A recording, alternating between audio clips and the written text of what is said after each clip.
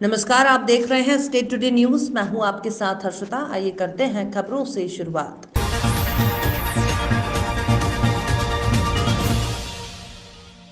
स्वच्छता अभियान को लेकर जबलपुर शहर में चारों ओर स्वच्छता अभियान लगातार जारी है।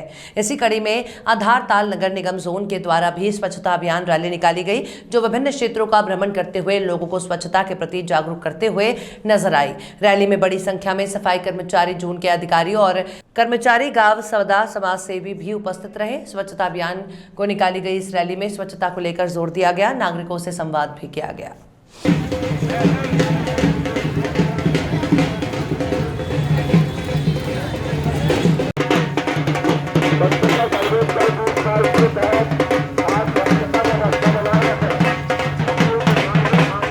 आप लोगों का जो अभियान चल रहा है ये स्वच्छता सर्वेक्षण 2022 के तहत सफाई व्यवस्था बनाए रखने के लिए लगातार प्रयास जारी है। माननीय कलेक्टर महोदय, माननीय आयुक्त महोदय के निर्देशानुसार संभागीय कार्यालय संभाग क्रमांक 7 में लगातार अनवरत हम लोग प्रयास कर रहे हैं कि जन जागृति हो और साफ सफाई व्यवस्था बनी रहे।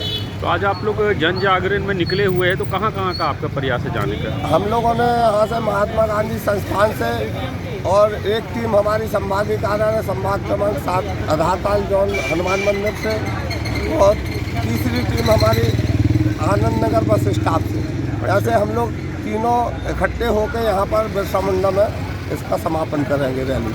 नाम बताइए। मैं विष्णुकांत दुबे, CSI संभाग क्रमांक 7 आधारताल से।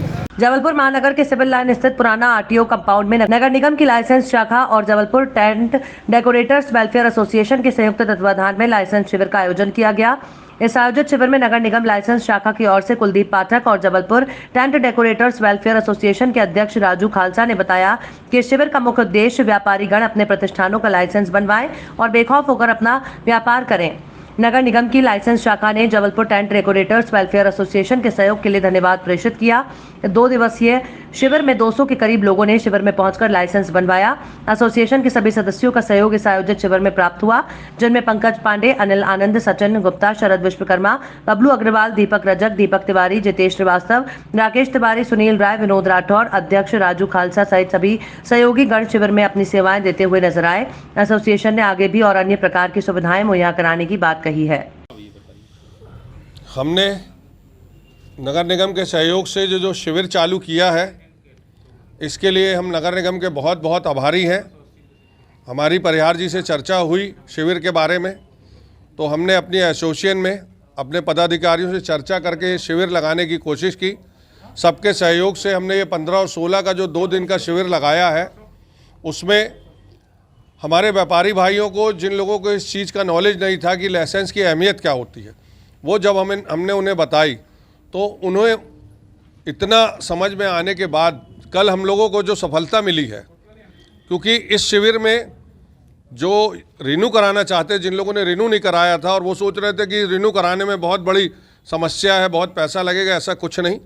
बहुत ही ईजी तरीके से यहाँ पे लाइसेंस बनाए गए, रिन्यू करे गए हैं और कल की अपेक्षा आज हमने सुबह जल्दी चालू किया है और हमें बहुत सफलता मिली है। बहुत भीड़ है और आज हमने भोजन का भी इंतज़ाम किया है। तो मैं चाहूँगा कि जिन लोगों तक ये मैसेज पहुँचे, आने वाले कुछ समय में इसी प्रकार के हम शिविर जबलपुर टेंट एसोसिएशन लगाएंगी। तो आप लोगों से अनुरोध है, जिसे ज्ञान नहीं हो, जिसे पता नहीं हो, तो एसोसिएशन से फ़ोन करके बातचीत करके इसके बाद भी हम लोगों का लाइसेंस बनवा देंगे। और हर वर्ग के, खाली टेंट हाउस नहीं, लाइट हाउस नहीं, डेकोरेशन नहीं, किराने वाला भी, सब्जी वाला भी, हर वर्ग के लाइसेंस बन रहे हैं और ये बनवाना ज़रूरी है। आज नगर निगम के माध्यम से बड़े आसान तरीके से बन रहे हैं। हो सकता है आगे जाके कुछ दिक्कतें आए बनने में। नगर निगम का बहुत बहुत धन्यवाद देता हूँ, अधिकारियों को धन्यवाद देता हूँ। माननीय परिहार जी ने हमारे सहयोग दिया, उनका भी मैं बहुत बहुत धन्यवाद देता हूँ। मेरे साथ मेरे सहयोगी राजेश गुप्ता जी, महासचिव, कोषाध्यक्ष महेश बजाज जी, संगम झा जी, अन्य साथी, सभी का इसमें सहयोग है। मैं राजू खालसा, जबलपुर टेंट एसोसिएशन अध्यक्ष, Khalsa tent house. Ratlam collector Kumar Purushottam द्वारा जिले के सैलाना बाजना आदिवासी क्षेत्रों की गर्भवती महिलाओं के लिए सुरक्षित मातृत्व अभियान का बीड़ा उठाया गया। निश्चित रूप से अभियान की सार्थकता जल्दी ही नजर आएगी। कलेक्टर की पहल पर सैलाना और बाजना क्षेत्रों में गर्भवती महिलाओं के लिए परीक्षण शिविरों का सिलसिला लगातार जारी है। बुधवार को सैलाना में शिविर आयोजित किया गया, जहां 342 महिलाओं का स्वास्थ्य परीक्षण किया गया। कलेक्टर की संवेदनशील पहल से न केवल आदिवासी समाज की गर्भवती महिलाओं को सुरक्षित मातृत्व मिलेगा, वे स्वस्थ और सुरक्षित रहेंगी, बल्कि उनके शिशु भी स्वस्थ रहेंगे। आयुष्मती प्रोजेक्ट के तहत इस अभियान में वनवासी कल्याण परिषद भी सहभागी बनी है। परिषद से जुड़े डॉक्टर उदय यार्दे और पूर्व महापौर सुनीता यार्दे प्रत्येक शिविर में अपने कार्यकर्ताओं और चिकित्सकों के साथ योगदान दे रहे हैं। आप लोगों ने कहाँ से शुरुआत की थी और उद्देश्य क्या है? देखिए, जब रतलाम ज़िले की समीक्षा हुई मातृ एवं शिशु मृत्यु दर की, तो लगा कि ये जो आंकड़ा है थोड़ा प्रदेश के हिसाब से ज़्यादा है, जबकि रतलाम इतना पिछड़ा ज़िला नहीं है। तो फिर हमने जब कारण की खोज की तो उसमें पाया कि जो सबसे बड़ा कंट्रीब्यूशन है और सबसे बड़ी संख्या वो सैलाना बाजना के क्षेत्र के जनजाति इलाके की है। फिर हमने स्थानीय लोगों से बात की, आदिवासी कल्याण परिषद के लोगों से भी बात की, वनवासी कल्याण परिषद के लोगों से बात की। डॉक्टर यार्दे चूँकि पहले से काम कर रहे थे, तो ये पाया गया कि यद्यपि सुविधाएं मौजूद है लेकिन लोग आते नहीं हैं।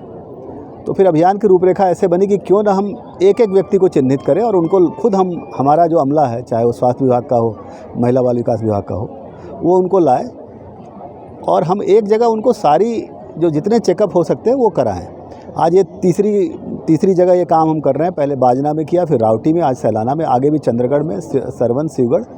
ये अभियान सतत चलेगा।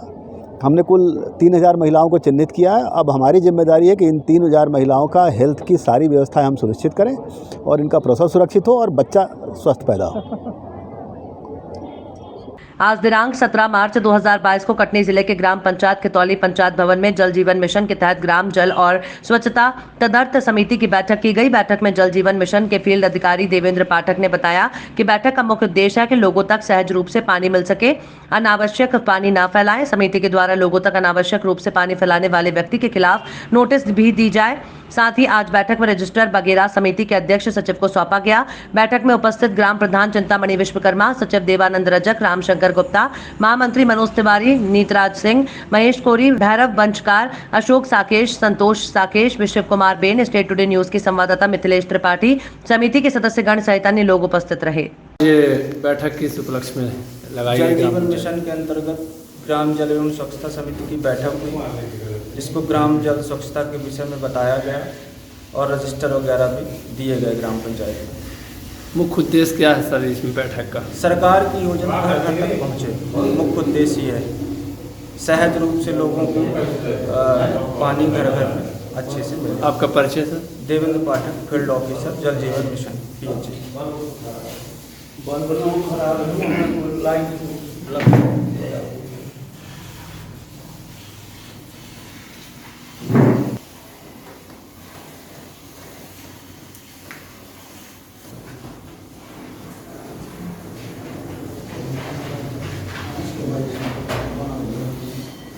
पुलिस अधीक्षक कटनी सुनील कुमार जैन के द्वारा एसडीओपी विजय राघवगढ़ शिका सोनी के साथ आगामी होली पर्व को लेकर पुलिस की चाक चौबंद इंतजाम किए जाने के लिए कल बरही थाने का औचक निरीक्षण और भ्रमण किया गया, जहां पुलिस अधीक्षक कटनी सुनील कुमार जैन द्वारा होली पर्व शांतिपूर्ण व संपन्न कराए जाने के लिए चाक चौबंद व्यवस्था रखे जाने के लिए निर्देशित किया गया। पुलिस अधीक्षक कटनी द्वारा होली पर्व पर थाना क्षेत्र में प्रत्येक पेट्रोलिंग पार्टी में कम से कम एक अधिकारी 2 कर्मचारियों के साथ सतत दिन और रात में भ्रमण के लिए जाने के लिए निर्देशित किया गया। साथ ही पूर्व से शिकायत प्राप्त लोगों पर प्रतिबंधात्मक कार्यवाही किए जाने के लिए निर्देशित किया गया। थाना बरही में निरीक्षण के दौरान पुलिस रिकॉर्ड के उत्कृष्ट रखरखाव के लिए प्रधान आरक्षक मोहर्रिर हरिशंकर तिवारी को पुरस्कृत किया गया। साथ ही पुलिस अधीक्षक कटनी सुनील कुमार जैन द्वारा दिनांक 24 और 25 मार्च को बरही में आयोजित होने वाले विशाल स्वास्थ्य शिविर के आयोजन स्थल सरस्वती शिशु मंदिर और पहुंच मार्ग का निरीक्षण किया गया और टीआई बरही अरविंद जैन को कार्यक्रम में व्यवस्था के लिए निर्देशित किया गया।